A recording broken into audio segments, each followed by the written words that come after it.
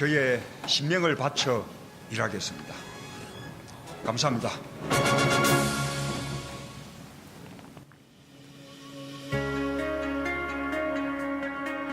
문재인 대통령이 공공기관 채용비리 연루자는 민영사상 엄중한 책임과 함께 채용 취소를 하는 등 국민이 납득할 수 있는 조치가 취해져야 한다고 당부했습니다.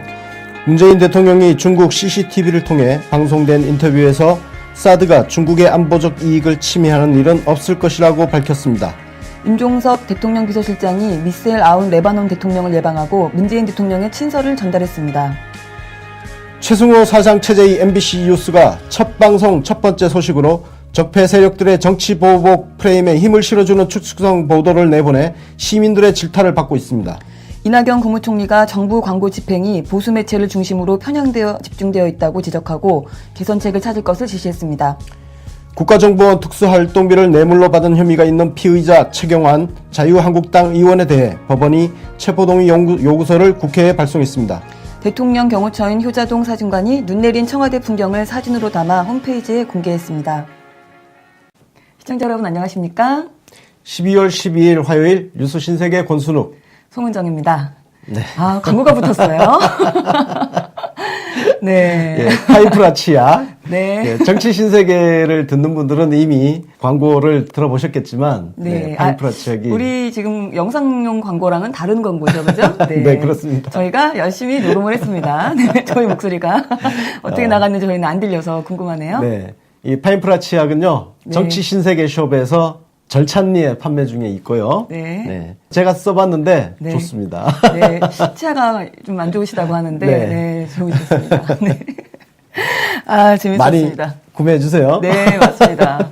아, 첫 번째 소식 가기 전에 오늘 이제 출근하신 분 너무 추우셨을 것 같은데, 네. 아, 저 아침에 그 정치인세계 최신 에피소드를 들으면서 출근하다가, 아, 이 추운 날 굉장히 혈압이 올랐다는 말씀 좀 드려야 될 것 같아요. 네. 생각해보니까 문 대통령께서 2년 전에, 그러니까 오늘 밤이죠. 내일 아침이죠. 안철수 앞에, 그 집 앞에 가서 이 추운 날. 그렇습니다. 서 계셨던 날짜가 12월 13일이더라고요. 네. 아, 이 추운 날. 오늘 아침에 추워서 예, 더 열이 받으면서 듣고 왔습니다. 많이 좀 들어보십시오. 바깥에서 네. 40분 동안 그러니까요. 진짜 문전박대를 당했죠. 그러니까요. 네. 아. 그리고 안철수 그 인간은 잠을 푹 잘 자고 그날 아침에 탈당 기자회견을 했습니다. 네. 아, 그렇게 말입니다. 안철수 어린이, 네, 만나면은 손바닥을 좀 5대 정도는 때려줘야 되겠다. 그런 생각이 들었습니다. 5대 갖고 되겠습니까? 네. 네. 김남훈 씨가 5대. 아. 네. 이렇게. 네. 네. 첫 번째 소식 가겠습니다. 문 대통령께서 그러니까 어제였죠. 정례적으로 하는 수석 보좌관회의 주재하셨어요. 네. 네, 이 자리에서 중요한 얘기 한 4가지 정도로 압축해서 말씀드리면 될 것 같은데요. 네. 네, 제일 중요한 건 일단은 우리 공공기관 채용비리 네. 이야기를 하셨습니다. 공공기관 채용 비리에 연루된 임직원들 엄중한 민형사상 책임을 물어야 되고 부정한 방법으로 채용된 직원들은 채용을 취소해야 된다. 그래서 국민들이 납득할 수 있는 조치를 취해야 한다. 네. 아우, 예. 당연하죠. 말씀? 네. 네. 근데 항상 말씀하시는 건 지키시는 분이라서 당연한 네. 말씀이 더 이제 다가오는 부분이 있는데 지금 자체 조사를 했었어요. 네. 국민권익위하고 그다음에 행정안전부하고 같이 했는데 지금 총 채용비리 조사했더니 총 2234건의 지적사항이 적발됐다. 이야, 엄청납니다. 네. 저는 이걸 보면서, 네. 문준용 씨, 네. 고용정보원 채용 비리 의혹을 제기했던 자유한국당이 생각이 났습니다. 그러니까 이 인간들이 채용 비리를 아주 밥 먹듯이 하니까 남들도 다 그런 줄 알고 그러니까요. 자기들이 했던 짓을 그대로 적용시켜서 의혹을 제기했다. 네, 맞습니다. 예. 그러니까 새누리당 시절 자유한국당 놈들이 문준용 씨에 대해서 의혹을 제기한 그 논리 구조를 보면 얘네들이 어떤 방법으로 채용 비리를 했는지를 알 수 있겠다는 생각이 들었습니다. 네. 그러네요. 예. 맞습니다. 왜냐하면 지들이 했던 그렇죠. 수법을 그대로 적용시켰을 그렇죠. 거니까. 남들도 예. 그렇게 하겠지 하고. 사실 뭐 이런 건도 그렇고 채용비리뿐만 아니라 뭐 뒤에도 우리 또 얘기하겠지만 최경환 의원 같은 뭐 그런 네. 여러 가지 뭐 의혹, 비리들 이런 거 나올 때마다 그 모든 사방팔방에서 다 문재인 대통령을 그렇게 흔들고 때렸던 이유를 좀 알 것 같습니다. 돈 주고 뭐 이런 비리나 이런 것들에 조금도 때묻지 않은 사람 찾기가 진짜 어려운 일인데 그런 사람이 제일 무서운 거 아니겠습니까? 그 사람들 입장에서는. 그래서 털고 털어서 처마 게이트 나왔고, 네, 중국 쇼파 게이트. 게이트 나왔고, 네. 그렇죠? 네. 아유, 정말 때려줘야 되는 사람들. 그리고 그거 외에도 지금 그 지방 공기업 하고 네. 그다음에 이제 유관 단체들도 채용 비리 전수 조사를 또 들어가겠다 이런 이야기가 좀 있고 네. 지금 진행 중이라고 하고요. 그다음에 그거 외에도 이제 채용 비리 근절을 위한 종합제도를 네. 아예 마련을 해서 이 기회에 이제 아예 제도적으로 지금 문제를 아예 시스템을 마련해 놓겠다 이런 이야기도 나왔습니다. 네. 그 정부 부처부터 해서 산하기관까지 싹 털어봐야 된다고 주장한 언론은 UBC밖에 없을 거예요. 네, 맞습니다. 그래서 이 소식이 너무 반갑습니다. 반갑습니다. 저희 그 예전에 목글 브런치를 진행할 때 그때 네. 이제 권 기자께서 그 얘기를 처음 했다 말을 했었는데 네. 여기 하나가 아닐 거다 그랬는데 정말 네. 탈탈 털어보니까 끝도 없이 나오고 있습니다. 일단 이런 이야기 있었고 두 번째로는 이제 국회에다가 좀 네. 부탁을 하나 하셨어요. 네. 민생 개혁 법안들 네. 통과를 촉구를 했습니다. 예. 특히 이제 근로기준법, 네. 예, 근로시간 단축과 관련된 네. 이 일전에 대통령께서 이미 한번 말씀을 하셨죠. 국회에서 법률 입법으로 해결하지 않는다면 정부에서 시행령을 가지고 하는 방법까지 미리 준비를 해놔라. 그죠? 그래서 이번에 국회에서 만약에 이 근로기준법안, 근로시간 단축 법안을 통과시키지 않는다면, 해결하지 않는다면 아마 곧이어서 정부에서 그냥 할 수 있는 방법, 범위 안에서? 시행령 개정을 통해서 네. 아마 할 가능성이 큽니다. 네, 그렇게라도 지금 너무 시급하다는 거죠, 사실은. 그러니까 국회에서 알아서 처리하는 게 좋다는 이야기를 지금 드리는 겁니다. 네, 맞습니다. 네. 그래서 국회에서 조속히 좀 통과를 이번 임시국회 안에 네. 좀 통과를 좀 시켜다오 이렇게 좀 부탁을 하셨고요. 네. 그리고 마지막으로는 지금 그 지난주였죠. 어제도 저희가 사실 소개를 그 소식 전해드리려다가 시간 때문에 못해드렸던 이제 의료계의 이제 집단 반발들에 네. 대한 이야기인데 그 염려를 이해하고 있다 이런 이야기를 하셨어요. 계속 반복해서 말씀드리지만 자기 이해관계가 침해되는 부분에 대해서 저렇게 총궐기를 하고 반대 투쟁하는 거에 대해서는 이의가 없습니다. 그런데 네. 지금 이 문제에 대해서 의료계가 반발하고 있는 거는 특히 이제 수가 정상화 네. 이 부분이 그동안 사실 정부가 말로만 계속 떠들고 안 지켜줬대요. 그러니까 의사들이 지금 정부에 대한 불신을 갖고 있다는 겁니다. 네, 네. 그래서 이 부분에 대해서 대통령도 충분히 의사들의 마음을 이해한다는 네. 입장을 지금 말씀하신 거예요. 네. 그 이야기는 뭐냐 하면 예전에는 그런 신뢰가 잘 안 지켜졌기 때문에 불신하고 있는지 모르겠지만 이번 정부는 당신들의 그 불만을 이해하고 충분히 그 불신을 씻을 수 있도록 노력을 하겠다는 메시지를 지금 주신 거예요. 네, 그렇죠. 네. 그래서 지금 문재인 케어가 사실은 이제 그 지향하는 바, 그러니까 건강보험 보장성 강화 핵심이 이제 의학 쪽으로 필요한 모든 진료를 건강보험으로 해결하자는 것이 이제 핵심인데 그게 건강보험의 보장성만 강화하는 게 아니라 의료수가 체계도 합리적으로 개선하겠다는 게 같이 다 포함되어 있는 것이다. 네. 이런 메시지를 네. 말씀하셨습니다. 근데 그래서 이 의료수가 체계 이게 지금 핵심 쟁점이에요, 사실. 네. 지금 의사들이 저렇게 골기하는 이유도 이 의료수가 체계의 문제 때문에 그런 건데 네. 지금 이렇게 얘기를 하고 있잖아요, 대통령께서. 네. 그러면 지금 해야 되는 것은 빨리 저렇게 대화죠. 투쟁할 게 아니라 복지부 장관 만나서 대화하는 게 우선입니다. 네, 맞습니다. 그 이번 그 지난 주말 집회 때문에 어떻게 된 게 이분들이 오히려 문재인 케어를 홍보해주고 있는 꼴이 돼버렸어요. 이게 그렇습니다. 집회 때문에 오히려 사람들이 네. 시민들이 잊어버리고 있던 문재인 케어가 아, 그 내용이 뭐였지 하고 다시 보장되는 내용들을 다시 찾아보기 시작했어요. 지금 재밌습니다. 의사협회 고마워요. 너무 고마워요. 예. 이거 안 그래도 사실 막 알리고 싶었는데 그러니까요. 덕분에 문재인 케어를 다시 우리가 이렇게 알릴 수 사람들이 자연스럽게 그걸 알릴 수 공부하고 있잖아요. 있어요. 네. 뭐였냐고 찾아보고 있고. 예. 근데 이 집회가 있기 전에 보건복지부에서도 대화를 하겠다고 또 재차 밝히기도 했었어요. 네. 그래서 이제 조속히 만나서 대화를 하자. 진지한 대화, 협의를 할 자세가 되어 있다. 우리는 대화 창구가 열려 있다. 그러니까 빨리 우리를 만나자 이렇게 얘기했는데 이제 다 필요 없어. 일단 투쟁이야. 이제 뭐 이렇게 된 거죠. 네. 그 투쟁위원회 그 최대 집시 예전에 저희가 문글브런치 할 때 벌써 네. 한 달 전에 한번 소개를 시켜드렸었잖아요. 이분의 그 이력이라든가 네. 이런 것들. 뭐 서북청년단 계승하시겠다는 분이잖아요. 자유개척 청년당 상임이사인가 뭐 하시는 분인데 이분 얘기가 또 이번 그 집회 이후에 다시 또 막 나오기도 하더라고요. 예, 지금 화제가 되고 있죠. 실검에도 네. 오르고. 네. 그래서 근데 참 의사협회하고 이 최대 집시의 그 비대위하고 관계가 참 모호한 것 같아요. 그러니까요. 공식 기구가 아닌 것 같아 보니까. 그러니까 비상대책위원회는 위원장이 따로 있고요. 네. 비상대책위원회 안에 투쟁위원회가 또 있어서 그 투쟁위원장이에요, 이 사람이. 네. 그러니까 투쟁 전문인가 봐요. 근데 하여튼 의사협회는 뭔가 자기네 공식 기구는 아니다라고 그런 식으로. 선을 긋고 싶은 부담이 되니까. 근데 초반에는 그러지 않았었는데 요번에 이제 너무 이게 약간 이슈가 되니까 발 빼는 느낌 좀 들긴 예. 해요. 네. 확실하게 선 그으려면 확실하게 선을 그어야 되고요. 그러니까요. 그 가장 좋은 방법은 복지부하고 대화 테이블에 앉는 겁니다. 그러니까요. 네. 대화를 그래서 의사협회는 하자는데. 이런 최대 집시 같은 사람하고 같이 엮이지 않으려면, 왜냐 같이 엮이면 의사들한테 결코 좋지 않습니다. 그럼요. 이미지가, 이거는 벌써 이미지가 너무 나빠지고 있죠. 이미 어버이연합 태극기 부대 이 사람들하고 지금 같이 아니 배울 만큼 배운 사람들이 그야말로 꼴통 사이비 보수 사람들하고 깡패 집단 같은 그 사람들하고 같은 동급으로 그러니까요. 묶이는 거 좋습니까? 지금 이미지가 그렇게 바뀌고 있어요. 네. 예. 그래서 안 좋아지고 더 이상 있죠. 이미지 망가지기 전에 이 투쟁위원회하고 확실하게 선을 긋고 그리고 복지부와 대화 테이블에 빨리 앉기 바랍니다.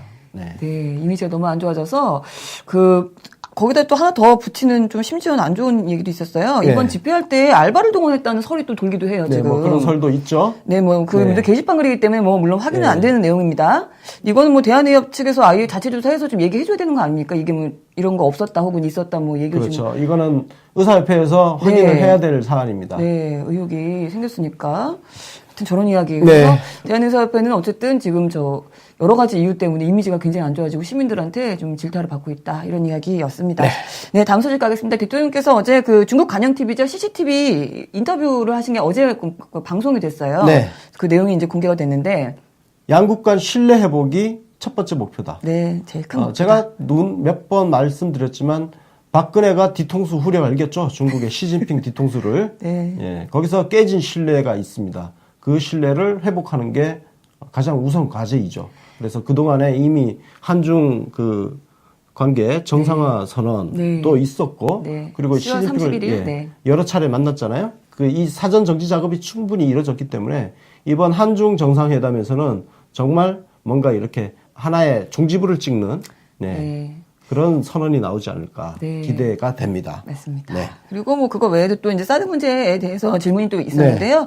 그게 이제 뭐 우리도 니네 입장 이해한다. 니네들도 우리 입장 이해하다오. 그러니까 역지사지로 천천히 시간 가지고 해결해야 될 문제지 뭐 하루아침에 될 건 아닐 거다라는 이야기를 하셨고요. 역지사지가 굉장히 중요한데요. 네. 우리 입장에서는 중국을 한번 생각을 해봐야 되는 거고. 네. 그렇게 되면 중국 입장에서는 사드를 여기 딱 배치하니까 자기네를 훤하게 들여다보는 불안감을 가질 수 있겠구나라고 이렇게 한번 생각해 볼 수 있고, 중국 입장에서는 우리가 한미동맹 체제 속에 있고 특히 북한의 핵 미사일 발사 실험을 이렇게 하고 있는 와중에 사드가 이렇게 불가피하게 들어올 수밖에 없는 그 상황에 대해서 중국도 우리나라의 입장을 충분히 고려를 해야 된다. 네. 뭐 이런 의미에서 역지사지라는 표현을 쓰신 것 같습니다. 맞습니다. 그러면서 이제 사드가 그 중국의 안보에 전혀 안보 이익에 해치는 일은 절대 없을 것이다. 그런 이야기는 미국 측에도 충분히 전달했다. 또 이런 이야기도 하셨어요. 네. 네. 그래서 어제는 이제 이 발언에 대한 기사가 조금 많았습니다. 네. 네. 여기 어제 이 기사에 대해서 또 댓글 전쟁이 치열하게 벌어졌어요. 네, 그러니까요. 예, 저도 좀 다녀왔는데 다녀오셨군요. 예. 네. 손 하나라도 보태야죠. 그럼요. 예. 무조건 못해야 됩니다. 네. 근데 그 사드로 그 중국의 안보적 이익을 침해하지 않겠다는 의지가 네. 너무 사실 당연한 말 아닙니까? 우리가 그렇죠. 중국을 상대로 지금 사드 배치한 게 아니잖아요. 북한을 네. 상대로 하는 건데 뭐 이걸 가지고 또 무슨 굴욕적이니 무슨 뭐 사대주의니 뭐 별 헛소리들 다 하고 있더라고요. 하여튼 재미있는 사람들. 어디서 나오는 사람들인지 모르겠어요. 그 사대주의에 쩔어 있는 사람들이 이런 사안을 항상 굴욕적이다. 뭐 이런 식으로 바라보는 거예요. 그리고 쓸데없는 데서 국뽕을 느끼고. 이 사람들이 기본적으로 사대주의자들이에요. 그러니까요. 그래서 근거 없는 자신감, 교만감을 가지는 사람도 우리가 자존감 낮은 사람이라고 보통 보잖아요. 네. 이 국가 차원에서도 마찬가지죠. 쓸데없는 데서 국뽕 남발하는 것도 네. 사대주의고, 예, 자존감이 낮은 거죠. 그러니까요. 또 이런 거 하나에 굴욕감을 느끼는 것도 굉장히 자존감이 낮은 거죠. 이게 사실 좌우 양쪽에 있는 사람들의 공통점입니다. 그래서 친미와 반미는 사실 같은 배 안에서 나온 쌍둥이죠. 네. 미국 그렇죠. 사대주의에 쩔어 있는. 사실은 같은 의식의 예. 흐름이다라고. 그리고 이제 질문 중에 조금 예민한 질문이 하나 있었는데, 네. 그래서 뭐 기사들이 무슨 중국이 뭐 삼부를 뭐 대통령 앞에서 무슨 건방지게 무슨 물어봤다는 둥, 마치 우리 대통령이 무슨 그런 거 뭔가 당한 것처럼. 네, 근데 아니, 그런 거 인터뷰하는데 아니었고요. 당연한 거 물어볼 아닙니까? 수 있죠, 당연히. 아니, 물어봐야 할 건 물어봐야 되죠. 네. 그럼 그게 예의가 없는 거예요? 그게? 예를 들어서 제가 김홍걸 위원장 그때 인터뷰할 때, 네. 대북 정책에 대해서 제가 뭔가 조금 꼬치꼬치 캐물었잖아요. 그게 예의 없는 겁니까? 무슨 헛소리들을 하고 있어요. 그 기사를 쓰는 이유는 그 질문을 한 중국 측의 그 남자 그 리포터 앵커를 때리는 게 아니고 문재인 대통령이 한마디로 무시받고 있다. 중국이 문재인 대통령을 무시하고 있다라는 논조를 쓰기 위해서 그런 제목들을 뽑고 이제 쓰는데 뭐 질문을 보면은 한국이 우리나라가 사드를 추가 배치하지 않겠다. 미국의 MD에 편입되지 않겠다. 그다음에 한미일 3국 군사동맹은 맺지 않겠다. 이 세 가지가 얘기가 됐었잖아요. 그래서 소위 우리가 삼불이라고 하는 네. 그거에 대해서 한국 정부의 입장을 구체적으로 말씀해달라고 이제 다시 한번 못 박으려고 했다. 이런 식의 기사였어요. 근데 대통령이 그 입장은 우리가 중국 너희들한테 그거를 약속한 게 아니고 원래 우리가 처음부터 갖고 있던 국정 서력이었지 새로운 게 아니다라고 네, 아주 현명한 답변을 그리고 해주셨습니다. 이게 네. 정말 무식한 이야기인 거예요. 네. 예를 들어서 그러면 대통령께서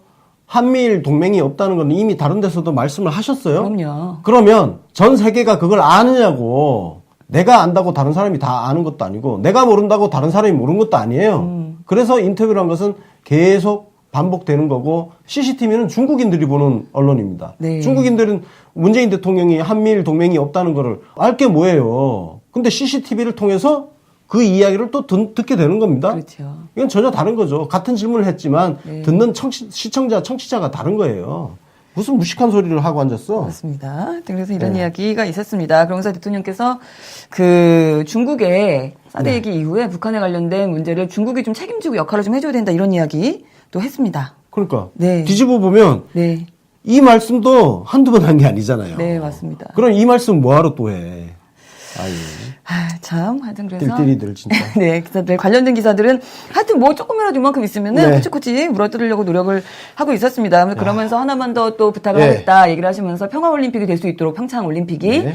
중국에 많은 관심을 좀 부탁을 한다. 북한이 참여할 수 있도록 힘 좀 써달라는 얘기죠, 사실. 근데 참 평화올림픽. 중국이 요즘 북한에 말빨이 없어가지고 예, 별로 기대는 안 하지만 그래도 네. 니들이 그래도 우리보다는 친하니까 그럼요. 혈맹관계 아닙니까? 네, 맞습니다. 예, 혈맹관계니까 네, 예, 그렇습니다. 역할을 해야죠. 네, 대통령께서 내일 출발을 하십니다. 지금 관련해갖고 벌써 우리 예전에 꼭 트럼프 대통령이 우리나라에 그 들어올 때처럼 똑같이 대통령이 중국 가서 무시당할 거다. 이미 무시당하고 있다. 이런 기사들이 지금 오늘 아침부터 제가 출근하면서 봤더니 많이 쏟아지고 이게 있어요. 무슨 놈의 정상회담 한 번 할 때마다 특히 강대국이라고 하는 미국, 네. 중국, 무슨 러시아, 일본 이런 데랑 정상회담을 하면 항상 무시받는다. 아니 노예 근성에 쪄들어 있어요. 아주 벌써 뭐 갔다 온 것처럼 얘기하고 있습니다. 아유, 아니 정말. 지금 시작도 안 했는데 그러니까요. 큰일이야 진짜 그러니까요. 언론이. 이제 속이 네. 훤히 아주 보이는 대통령이 무시당하면 본인들은 기분 좋을지 모르겠으나 우리 시민들은 좋지 않습니다. 네. 네. 잘 다녀오셔야 되는데 관련해갖고 청와대 측 브리핑도 나왔어요. 네. 그래서 간단한 일정만 지금 나온 상태고요. 일단은 내일 출발하신 다음에 그 뒤에 14일 날 하루 뒤에죠. 네. 그때 이제 한중 정상회담 그날 뭐 환영식도 있고 네. 우리 요번에 왜 스리랑카 대통령 들어왔다가 시리세나 대통령 첫날은 왜 공식 일정 없이 본인 일정 하시고 뭐 두 번째 날부터 환영식 있고 했잖아요. 그 들어오는 날 꼭 환영식 하는 건 아니잖아요. 그렇죠. 네, 마찬가지로 우리도 들어가는 날은 환영식이 없고 그 다음 날 환영식이 있는데 또 그걸 가지고 시진핑이 대통령 들어가는 날 자리를 비운다는 둥 뭐 벌써 무시당한다 또 뭐 이러고 있어요. 아유, 좀 멍청해요. 진짜. 우리는 시리세나 대통령 무시해서 그렇게 했습니까? 정말. 그건 하여튼 일정은 사전에 다 양국 간에 네. 조율해가지고 서로를 배려해가면서 하는 거예요. 저쪽 중국 초청으로 지금 가는데 중국이 자기들 멋대로 일정을 짭니까? 우리 의사가 먼저예요. 그래서 이렇게 방중 일정을 잡은 거는 대통령께서 중국에 가는 김에 먼저 다른 일정을 그렇죠. 대부분 이거는 국내와 관련된 일정일 거라고요. 그렇겠죠, 아마. 이 일정을 네. 먼저 소화하고 나서 중국의 국빈 초청 자기도, 행사 네. 일정을 소화를 하는 스케줄을 이렇게 짠 겁니다. 이거는 중국 측이 우리를 배려를 해준 거예요. 아, 나 진짜 이런 것까지 이야기를 해야 돼. 그러니까요. 아유, 정말 죽겠습니다. 정말 재밌는 사람들. 하여튼 그래서 뭐 시진핑 주석이랑 확대 정상회담 또 이제 소규모 정상회담 하고 그 다음에 이제 주로 이제 내용들 나올 의제들에 대한 얘기들은 이제 우리 뭐 북핵 문제랑 이제 당연히 북한 문제 얘기 많이 네. 나올 거고요. 그 다음에 이제 신북방 정책, 신남방 정책 우리 대통령께서 하고 있는 그 정책 얘기랑 또 시진핑이 지금 진행 중인 그 1대1로 정책 있잖아요. 부상. 네, 그 뭐 실크로드다 이렇게 얘기도 하는데 이제 그거랑 같이 연계할 수 있는 방안 이런 경제적인 협력 방안도 뭐 얘기를 한다 이렇게 얘기가 나왔습니다. 네. 네. 그리고 재밌는 소식 하나 또 있었어요. 네. 김정숙 여사님이 그 중국에서 시를 낭송할 계획이 있다는 소식이 있어요. 네. 이게 중국 최대 시낭송 사이트 네.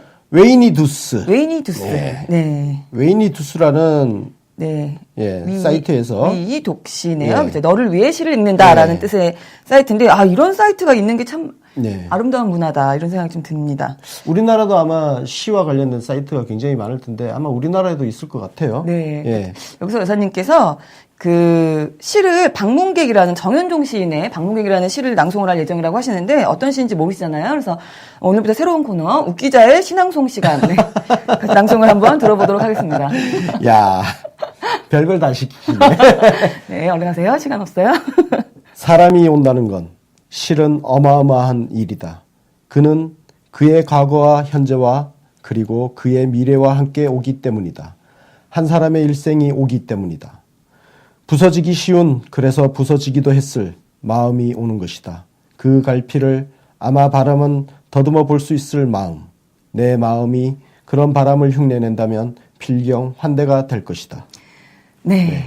오늘은 일단 연습 게임으로 네, 네. 우리 권 기자의 목소리를 들으셨고 우리 김정숙 여사님 목소리가 나오면 그거는 저희가 오디오로라도 따서 근데 혹시 들어봐야죠. 제가 그 시 좋아하는 거 아셨어요? 아, 네. 몰랐습니다. 네. 저는 제가 그냥, 요즘은 네. 시를 잘 못 읽고 있는데 네. 제가 한때는 20대, 30대 때는 하루에 한 권씩 시집을 읽었습니다. 아, 그러셨군요. 예, 출퇴근길 오가는 지하철에서 네. 한 권을 네, 하루 왔다 갔다 하면서 아. 읽고 다녔습니다. 아, 그렇군요. 그러면 아, 그래서 앞으로 정현종 시인도 제가 네. 잘 아는 시인입니다. 아, 유명한 시인이죠. 네. 앞으로 우리 그 열받는 뉴스가 있을 때마다 그 전에 예, 신앙송을 한번 시키고 열받는 뉴스로 들어가는 걸로 해도 괜찮을 것 같네요. 네.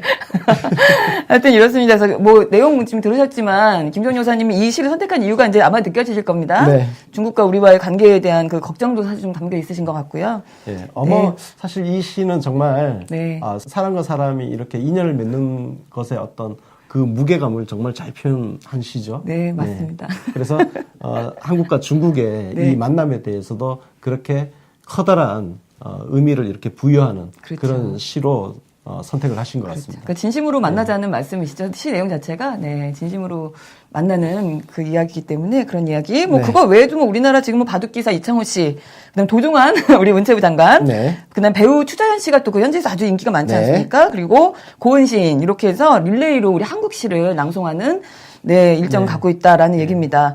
그리고 그 우리 그 의전 비서실이 지금 중국에 미리 가서 준비 중인가 봐요. 우리 타케민 행정관 네, 지금 을 가서 이미 비롯해서. 준비하고 있죠. 네, 근데 작곡으로 오소리가 트위터를 하나 쐈어요. 네. 네, 재밌습니다. 예, 어제 우리 작곡 오소리께서 어제 네. 트윗에 올린 건데 타케민 행정관한테 짜증 한번 부렸는데 예.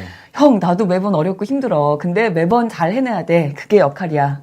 믿고 지지한 만큼 최선을 다해야지라고 얘기를 해서 찍소리 안 하고 몰빵하기로 다짐한 마음 이렇게. 자, 믿고 지지한 만큼 최선을 다해야지. 네. 자, 이거는 우리 문꿀 오소리들한테 대답을 하는 소리로 들렸습니다.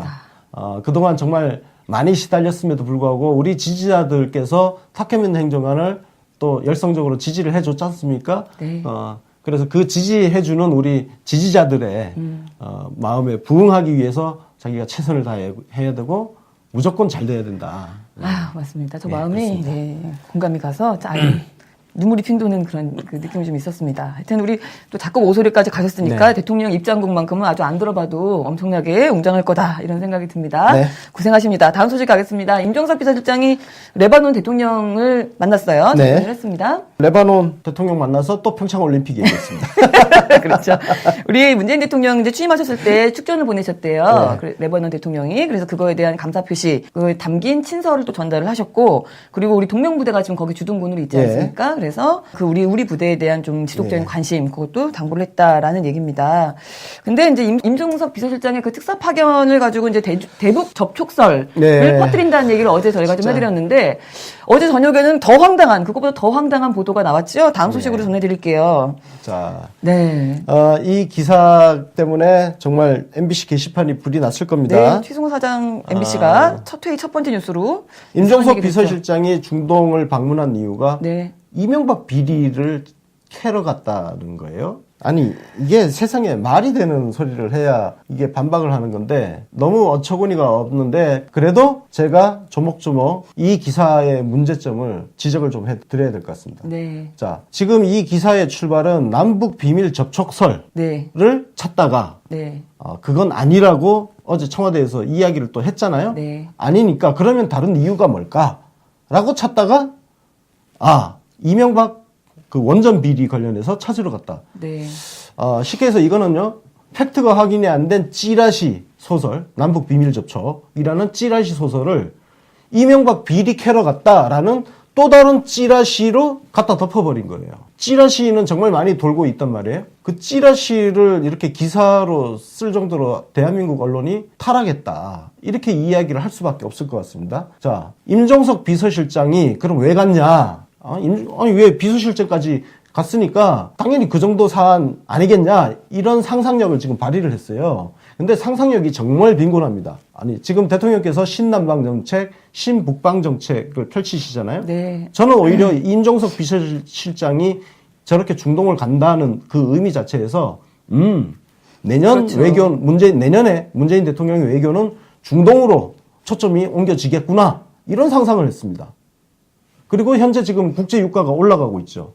근데 우리는 중동 산유국 기름을 많이 쓰고 있습니다. 그 차원에서도 중동이 지금 트럼프의 그 이스라엘 수도로 예루살렘을 인정한다는 이 발언 때문에 네. 중동 정세 굉장히 불안하지 않습니까? 그러면 거기에 파병 나가 있는 내 자식을 중동에 내보낸 부모의 마음은 어떻겠습니까? 굉장히 불안하지 않겠어요?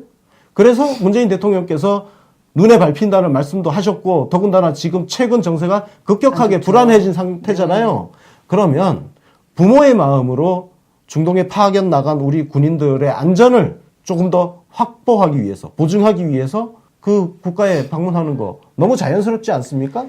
왜 이런 상상력은 발휘를 못하는 거죠? 고작 해야 무슨 음모론 제가 자꾸 삼국지의 폐해를 말씀드린 게 그래서 대부분의 정치평론은 전부 삼국지식입니다. 전부 이건 거들떠 보지도 마세요.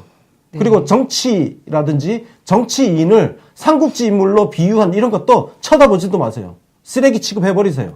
왜냐하면 그런 시각들이 한국 정치를 자꾸 발전하는 것을 퇴보시키고 있기 때문입니다. 자, 그 다음 송영무 장관이 다녀왔으니까 또 갈 리가 없다. 이건 이미 제가 앞에 설명드린 그대로예요. 참. 그때하고 상황이 달라졌잖아요. 그죠? 네, 그렇죠. 지금 상황이 달라졌어요. 중동이 지금 급격하게 불안해졌다고.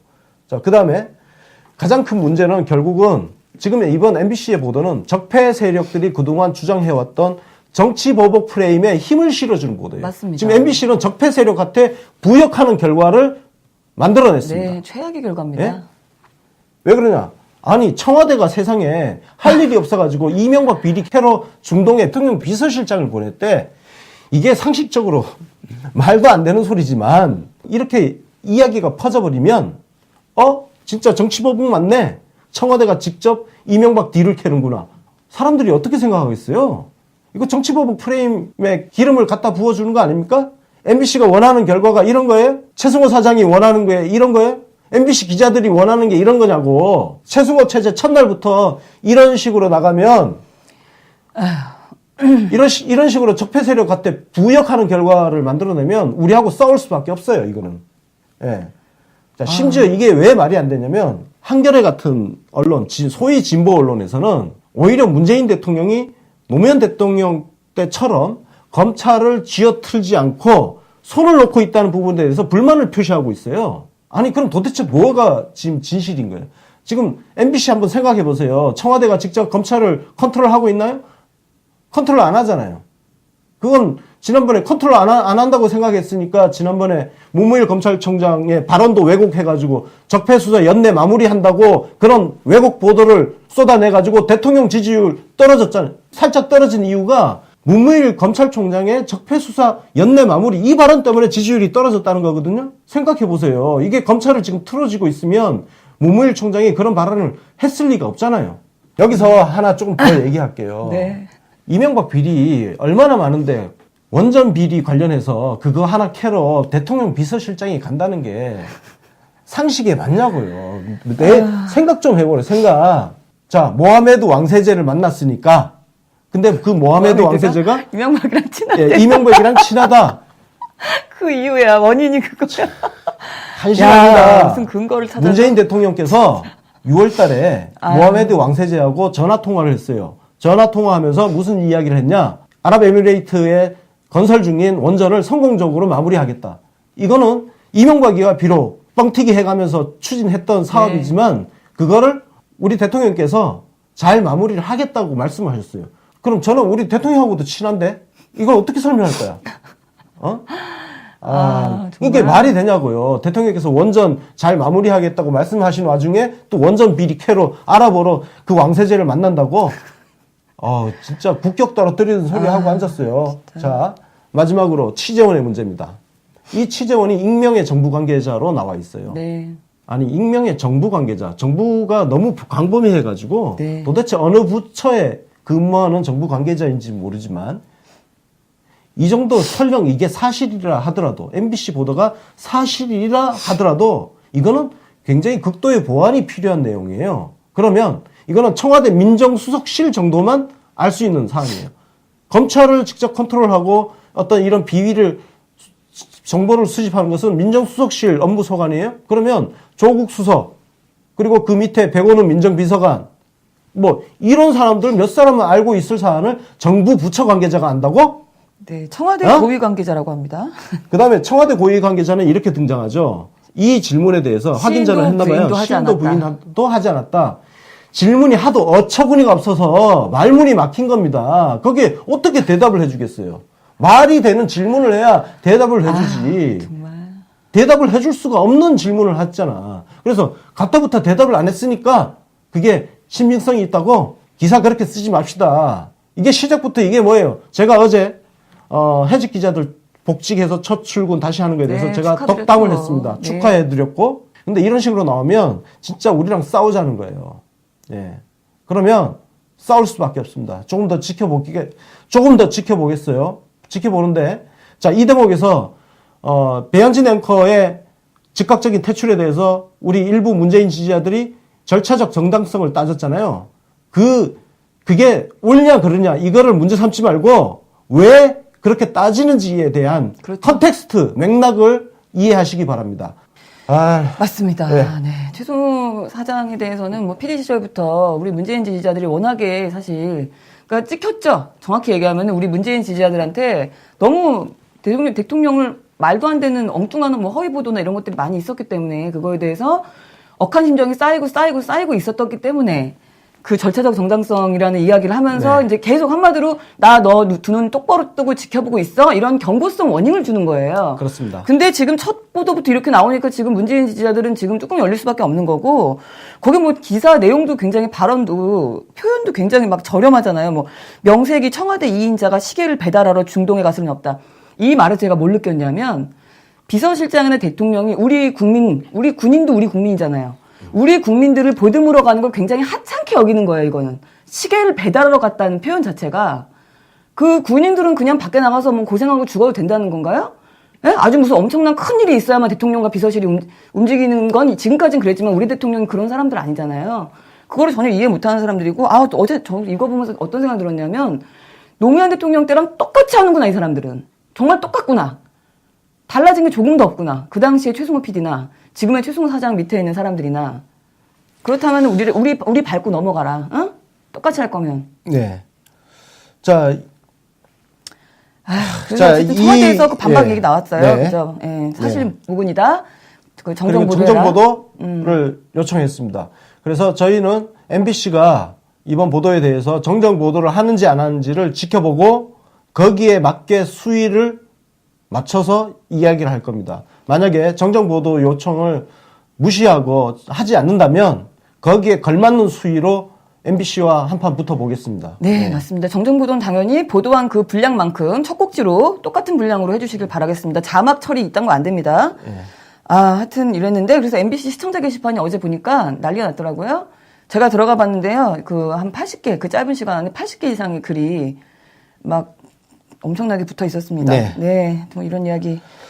열받는 이야기. 네. 저 미리 약을 또 치는 건데요. 네. 이 와중에 정부의 문재인 대통령과 청와대와 정부의 신뢰를 훼손하는 이런 기사를 쓴 MBC가 마땅히 비판을 받아야 함에도 불구하고 왜 또 최승호를 비판하냐는 네, 식의 내부충돌하지 마라. 정말 내송송 구멍탁 수준의 뇌가 썩은 이야기는 나오지 않기를 바랍니다. 그런 얘기 정도 하는 사람이면 사실 이제는 문재인 지지자라고 볼 수 없는 거죠. 네. 나도 문재인은 지지하지만 그게 거짓말이라고 볼 수밖에 없습니다. 하여튼 뭐 지금 자칭 진보 기레기 얘기를 좀 했는데 수구보수 기레기 소식도 좀 있었어요. TV조선. 네, 뭐 무슨 이것도 뭐 소설이에요 또. 예. 네, 답이 없습니다. 그러니까 이걸 지금 북한과 관련된 뉴스는요. 진짜 믿거나 말거나 소설을 막 써댈 수 있는 거예요. 왜냐 하면은 확인할 길이 없잖아요. 확인할 길이 없거든. 그러니까. 이건 북한에서 확인해줘야 되는데 우리나라에서 부인을 한다 하더라도 북한에서 확인이 안 되면 저거는 뭐 진짜 소설 마음껏 써갈길 수 있어요. 네. 아 진짜. TV조선이야 뭐 워낙 뭐. 답이 없어서요. 내용은 어처구니 없지만 이런 이야기. 또 예, 조선일보 뭐. 그 눈속임 기사가 하나 더 있었어요. 이거 잠깐 소개시켜드리면 이거 세월호 관련해서 유가족이 말려도 음식을 밀어넣어 세월호 장례식장 식비만 16억 이렇게 해놔서 일단은 기본적으로 세월호가 세금 잡아먹는 세금 도둑이라는 아주 교묘한 베이스를 깔고 내용을 보면은 장례식장 측에서 계속 음식을 이거 좋은 음식을 먹지도 못하는 걸 밀어넣었다는 얘기예요. 근데 그렇게 하면서 결국은 그거를 이렇게 틀어서 장례식장이 이 한탕을 내가 한탕 먹어보겠다고 사기친 거를 지적하는 게 아니라 정부가 무능하게 이렇게 세금을 막 그냥 흘러나간지도 모르고 있었다. 이제 이런 이야기의 논조였습니다. 아, 세월호를 굳이 꼭 이런 식으로 꺼내서 그러니까요. 기사를 써야 되냐는 짜증나죠. 게 문제의식이죠. 예?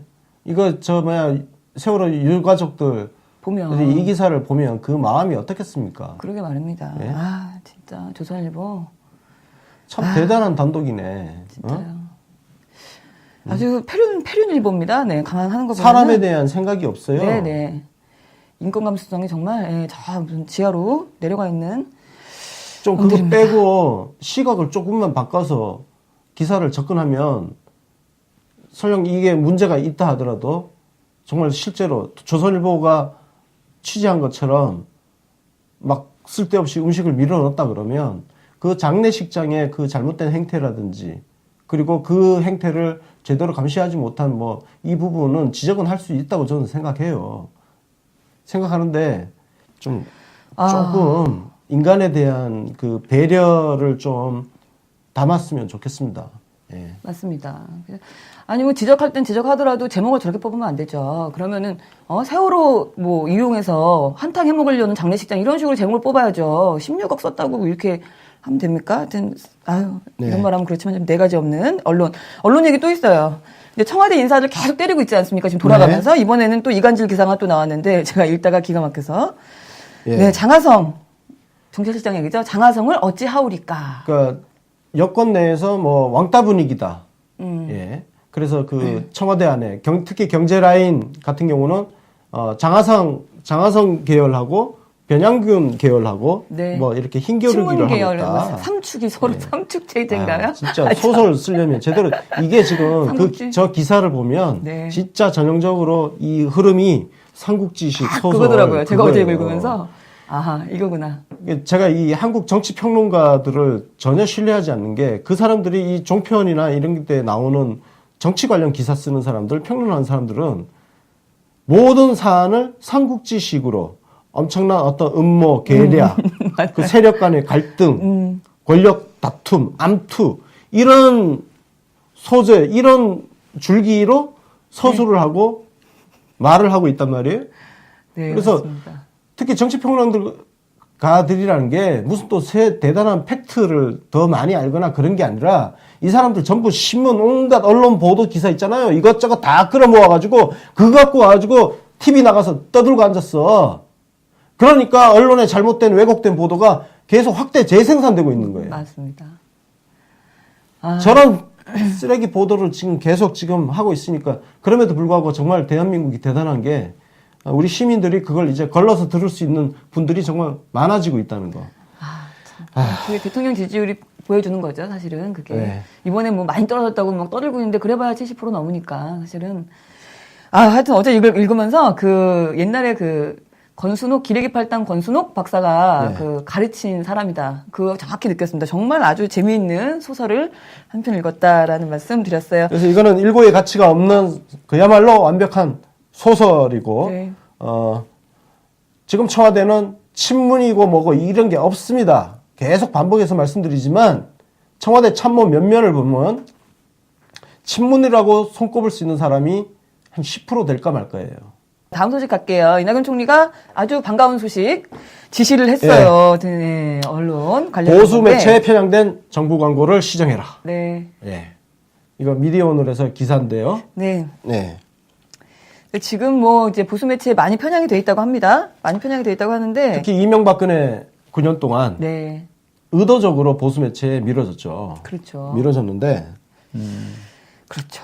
근데 이게 지금 이낙연 총리의 지시가 네. 이거를 진보 매체하고 이렇게 나누라는 그런 의미가 그러니까 아닙니다. 단순 수치 분배를 네. 하라는 의미가 아니라 아예 비정상화된 내용을 좀 똑바로 잡아보라는 게 지금 기조다. 그렇습니다. 이런 이야기가 나온 거예요. 예를 들어서 조선일보가 지금 410억 정도 광고비를 받았단 말이에요. 2013년부터 올해 8월까지랍니다. 네. 네. 조선일보가 제일 많이 받았고 그 다음에 중앙일보. 네. 동아일보가 제일 동아일보. 많이 1위. 네. 동아일보가 1위, 그 다음 조선일보, 중앙일보. 야, 동아일보는 이명박 대통령 만들기 공신으로 네. 성공했어요. 예. 성공했는데 제가 약간 비하인드 스토리 말씀드리면 그래서 동아일보가 이명박하고 붙어서 원래는 종편 진출을 해보려고 한 거예요. 근데 그때 동아일보 생각은 자기들만 진출할 줄 알았던 거야. 근데 이명박은 조선일보도 주고, 그러니까 동아일보 주려고 하는 것 같으니까 이제 조선일보는 원래 종편 생각이 없었다가, 네. 중앙일보도 가려고 그러고, 매일경제도 간다 그러네? 그래서 울며 겨자 먹기로 조선일보는 진짜 하고 싶지 않았대요. TV는. TV조선, 네. 신문을 하면 서서히 망하고, 네. TV를 하게 되면 금방 망한다. 그래가지고 TV를 안 하려고 했던 네. 거예요. 근데 뭐 동아일보가 먼저 가고 동아일중앙 가고 매일경제 가니까 네. 어쩔 수 없이 우리도 갔다. 근데 동아일보 입장에서는 우리만 주는 줄 알았는데 다 줘버리네. 뭐 짜증. 이런 짜증 폭발 뭐 이런 네. 상황인데 그랬군요. 대신 이렇게 네, 광고비를 광고비. 밀어준 거예요. 정부 광고비를. 그렇네요. 네. 그래서 이런 것들을 제대로 시정을 해라. 네. 저는 사실 개인적으로 몇 번 말씀드렸지만 이걸 전면 삭감해버려야 된다. 정부 정책 홍보 언론을 통해서 그렇게 하지 마십시오. 예. 오히려 이제는 다양한 물론 할 필요성이 있지만 다양한 수단이 존재합니다. 맞습니다. 예. 다양한 정의신문 수단이 뭐 존재해요. 네, 그래서 지금 뭐 진보 보수 매체를 따지는 게 아니라 뭐 예를 들면은 뭐 중앙지, 지방지, 뭐 광고 집행의 불균형을 다 문제를 다 해결해라 뭐 이런 이야기를 해서 아예 시스템을 만들어 볼까 뭐 이런 얘기 나오나 본데 지금 보니까 조선중앙일보까지 해서 1, 2, 3위였고 매일경제가 4위, 한겨레 경향이요 8위, 9위예요. 근데 연평균 40억씩 받는답니다. 네. 연평균 너무 많이 받지 않나요? 다 우리 세금인데 나 너무 아까워요 이거. 그러니까 동아일보의 한 10배 정도죠. 동아일보가 10배 받는 거죠. 많이 받는 거죠. 그러니까 동아일보가 과대하게 받은 거고. 네네. 그렇다고 해서 한겨레가 적게 받은 것도 아니에요. 왜냐면은 그 발행 부수라든지 이런 것들 네. 감안하면 맞습니다. 네. 그 조선일보, 중앙일보가 2, 3위잖아요. 근데 거기도 1년 연간 50억 정도밖에 안 돼요. 많이 차이가 안 납니다. 그러니까 1위만 지금 동아일보가 좀 심한 거고. 뭐 하여튼 한겨레 경향이 좀 그랬는데 저는 그래서 그 생각 들었어요. 네. 이게 지금 어제도 MBC에 정정보도해라 이렇게 경고가 나갔잖아요. 청와대에서. 네. 청와대나 정부에서 오보를 정정하라는 요청이 나갈 때마다 그거를 카운팅을 해서 1년에 한 번씩 3주 하는 거예요. 그렇게 해도 괜찮을 것 같아요. 한 번 경고 먹으면 얼마 삭감, 내년에 얼마 삭감, 아니면 얼마 삭감 하다가 3번 하면 내년에 아예 없어. 집행 안 해줘. 이렇게. 그래서 그런 것도 필요해요. 다 굶어 죽게. 아니 그리고 어쨌든 네. 만약에 정부 정책 홍보비를 정말 어떤 객관적인 지표나 데이터를 가지고 네. 지금은 그냥 아름아름으로 한단 말이에요. 네, 근데 그러니까. 어떤 지표를 가지고 한다 그러면 우리도 정부 정책 홍보를 그 광고를 우리도 받을 수 있죠. 네, 그럼요. 예. 네. 왜냐하면 데이터 가지고 그 데이터 가지고 받는다 그러면 우리도 합당하게 누구든지, 네. 공평하게. 그런 거는 저희도 받아 챙겨야겠다는 생각이 듭니다. 네. 네, 하여튼 이런 거였고요. 그 이낙연 총리가 또 오늘 오전이었어요. AI 그 상황 점검 및 대책회의를 했습니다. 근데 지금 전북고창에서 우리 지난 11월 17일에 고병원 쓰는 AI가 발병을 했다가 네. 그 제가 오늘 오전에 이거 지금 적어온 내용인데요. 잠복기가 21일이라고 하는데 21일이 지금 지났기 때문에 안심을 하고 있었는데 네. 또 발생을 했습니다. 이번에는 전남 영암입니다. 그래서 이것도 고병원성으로 판명이 나서 우리 김영록 농림축산식품부 장관이 되게 발빠르게 대처를 했다고 해요. 그래서 주변 네. 3km 다 예방 살처분도 하고 지금 역학조사하고 이러고 있다고 합니다. 그래서 이런 일도 하고 계시고 그리고 어제 재밌는 영상 하나 봤어요. 네. 안철수가 어떤 시민이 광주 시민인데 안철수한테 뭐 민원 넣었더니 50일 동안 답이 없었는데 이낙연 총리한테 민원 넣었더니 뭐 바로 뭐 왔다. 그 잔소리를 안철수 앞에 면전에 대고서 막 야, 하는 영상 보고 제가 네, 웃겨가지고요. 저도 그 영상 보고 아주 통쾌하더군요. 네. 네. 네, 너무 재밌었습니다. 우리 이낙연 총리가 정말 잘하고 계신다라는 얘기고 네. 우리 정부 칭찬 한 가지 또 아까 말씀하셨던 우리 지금 중동 지역이 좀 문제가 있지요. 트럼프의 발언 때문에 그래서 네. 그거에 대해서 외교부에서 SNS로 지금 시민들한테 공지를 올렸어요. 네. 중동 방문 예, 네. 조심해야 됩니다. 지금 특히 이제 이스라엘 쪽 네. 시끌시끌하죠. 네, 예, 치안이 안 그래서, 좋아진다. 특히 이제 뭐 선교 목적으로 네, 가는 분들이 뭔가 자꾸 문제가 생기잖아요. 네. 예, 조심하시고 네, 조심하시기 그 정부가 바랍니다. 이렇게 좀 미리 예방 미리, 차원이죠. 예, 뭐 좀 이렇게 할 때 말 좀 들읍시다. 네. 예. 정부가 잘할 때 말 좀 들읍시다. 네. 그리고 정부에서 한 일이 하나 또 있어요. 그 국민권익위원회죠. 어제 김영란법 개정안을 가결을 했어요. 네. 네. 개정안 가결했는데 네. 핵심 포인트는 이렇습니다. 농수축산물은 5만 원에서 10만 원으로 상한선을 선물구입비가, 올렸어요. 선물구입비 네. 올렸고 또 중요한 경조사비. 핵심은 경조사비를 10만 원에서 5만 원으로 내렸어요. 맞습니다. 그러니까 이게 경조사비 내리는 게 굉장히 엄청 크죠. 환영할 일인데요. 네. 왜냐면은 저렇게 법으로 5만 원 가이드라인 딱 정해주면 정말 마음 편하게 5만 원 내면 맞아요. 되잖아요. 사실은요. 왜냐면 애매해. 사실은 저거 10만 원 된 다음에 김문란법 할 때 사실 우리 민간에서도 그냥 조금 먼 사람한테 가도 10만 원이 왠지 기준인 것 같은 그런 느낌이 좀 들 때가 있었어요. 그러니까. 근데 이렇게 하면은 사실 민간에서도 좋습니다. 특히 네. 이제 그 기레기들 결혼 같은 거 할 때 저는 솔직히 진짜 그런 거 안 했는데 기레기들도 결혼을 하는군요. 결혼할 때 네. 정말 그 자기 출입처부터 해서 온 사방에 그 결혼 소식을 알려가지고 그 축의금을 챙겨요. 맞아요. 그리고 화환 막 오고 제가 진짜 눈꼴 사나웠는데 후배 기자들 결혼식 가서 그런 걸 보면서 기레기 자질이 충분하구나라는 생각을 속으로 하면서 네. 정말 눈살 찌푸렸던 기억이 나는데 그 공무원들 정말 이 법률 개정안 때문에 네. 마음 정말 편해졌을 거라는 생각이 듭니다. 네. 왜? 그전에는 아마 다 체면상 10만 원 했을 거예요. 그렇죠. 저게 예. 상한선이니까 왠지 근데 하한선이 되는 거죠. 이제는 5만 원 딱 해놨기 때문에 그렇죠. 부담 없이 5만 원짜리 한 장 딱 네. 집어넣으면 된다는 얼마나 거예요. 좋습니까? 아. 이건 정말 굉장히 네. 잘한 조치고, 자 농수축산물 그 선물 네. 10만 원 상한선 올린 거에 대해서 비판이 많죠. 네. 예, 비판이 많은데 네. 이건 대통령께서 대선 과정에서 약속하셨던 부분입니다. 네. 그래서 사실은 네,